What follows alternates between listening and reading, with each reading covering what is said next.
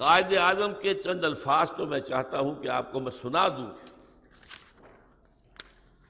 یہ ویسے تو پورا آپ کو مل جائے گا اس کتابچوں کے اندر.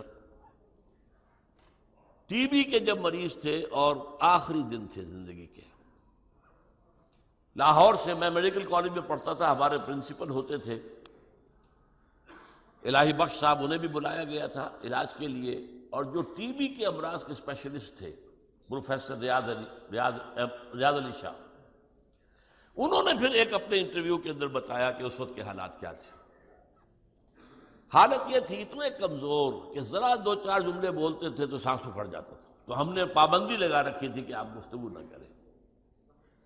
ہم پاس ہی بیٹھے تھے، کوئی نئی دوا ہم نے شروع کی تھی تو ہم اس کے اثرات دیکھ رہے تھے.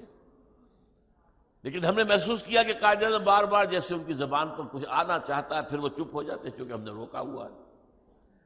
تو ہم نے کہا یہ اندرونی کشمکش تو زیادہ خراب کرے گی. تو ہم نے کہا قائد اعظم فرمائیے کیا فرمانا چاہتے ہیں. اب یہ جو فرمایا ہے وہ سن لیجئے. تم جانتے ہو جب مجھے یہ احساس ہوتا ہے کہ پاکستان بن چکا ہے تو میری روح کو کس قدر اطمینان ہوتا ہے. یہ مشکل کام تھا اور میں اکیلا اسے کبھی نہیں کر سکتا تھا.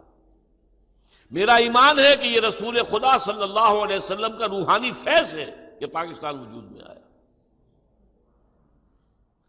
اس کے ساتھ ہی جوڑ لیجئے 27ویں شب کو نازل ہوا ہے یہ پاکستان.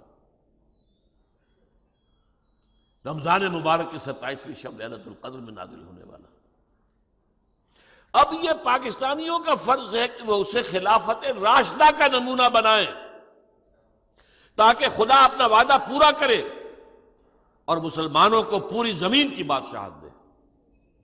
میں حیران ہوتا ہوں کہ قائد اعظم کے علم میں وہ احادیث تھیں جن میں حضور نے خبر دی ہے کہ قیامت سے قبل پوری دنیا میں اسلام کا نظام قائم ہوگا. یہ حضرت ثوبان رضی اللہ تعالیٰ عنہ سے بھی حدیث ہے، صحیح مسلم میں ہے.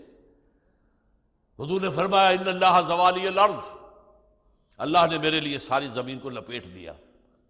فرأیت مشارقہا و مغاربہا، میں نے اس کے سارے مشرق بھی دیکھ لیے، سارے مغرب بھی دیکھ لیے. وَإِنَّ أُمَّتِي سَيَبْلُغُ مُلْكُهَا مَا زُوِّيَ لِي مِنْهَا، اور میری امت کی حکومت ان تمام علاقوں پر قائم ہو کر رہے گی جو مجھے اللہ نے زمین کو لپیٹ کر دکھا دی. یہ حدیث میں حیران. یہ تو اچھے اچھے علماء کے علم میں نہیں ہے. اس لیے کہ یہ احادیث جو ہیں، احادیث کی کتابوں کے آخری حصے میں باب الملاحم، باب الفتن، یہ جو باب آتے ہیں وہ عام طور پر علماء اس کی طرف توجہ دیتے ہی نہیں. یہ حدیث تو ان میں ہے.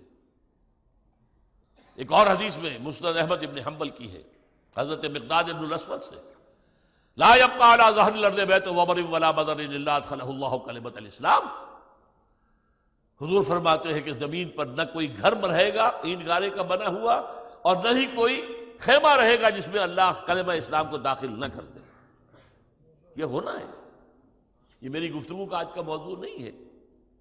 مستقبل کے حالات کیا ہیں، کدھر جا رہی ہے دنیا، اس وقت تو نظر آ رہا ہے باطل جو ہے سیلاب کے مانند آ رہا ہے اور ہماری کوئی حیثیت نہیں اس کے مقابلے میں.